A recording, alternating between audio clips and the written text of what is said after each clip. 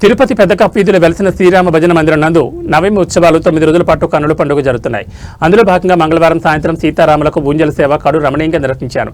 స్థానికులు ఈ ఊంజల సేవలో పాల్గొని సీతారాములను దర్శించి మొక్కులు చెల్లించుకున్నారు.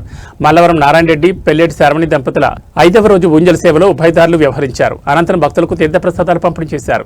కార్యక్రమంలో ఆలయ కమిటీ సభ్యులు గుండాల గోపీనాథ్, తొండమనాటి చంద్రశేఖర్ రెడ్డి, తొండమనాటి సుబ్రహ్మణ్యం రెడ్డి, విజయమ్మ, మల్లవరం నారాయణ రెడ్డి, పెల్లేటి శర్వాణి, మల్లవరం వంశీనాథ్ రెడ్డి, మల్లవరం చరిత, లోక ప్రభాకర్ నాయుడు, లక్ష్మమ్మ, మురికృష్ణయ్య తదితర భక్తులు పాల్గొన్నారు. నందు ఉన్నటువంటి శ్రీరామ ఆలయము చాలా ప్రాచీనమైన ప్రసిద్ధమైన ఆలయం. ఇందులో ప్రతి సంవత్సరము నవరాత్రి ఉత్సవాలు అంగరంగ వైభవంగా జరుగుతాయి. ఈరోజు 5వ రోజు. ఈరోజు ఉభయదాతగా భగవంతుడు నాకు అనుగ్రహించినందుకు సర్వదా భగవంతునికి నేను పాదాభివందనం చేయుచున్నాను. అలాగే ఇక్కడ ఉన్నటువంటి ధర్మకర్తలి సభ్యులు ఈ అవకాశాన్ని కల్పించినందుకు వారికి నాకు హృదయపూర్వక ధన్యవాదాలు తెలియజేసుకుంటున్నాను. అలాగే ఈ ఆలయంలో పటాభిషేకము మరియు కళ్యాణోత్సవము జరుగును.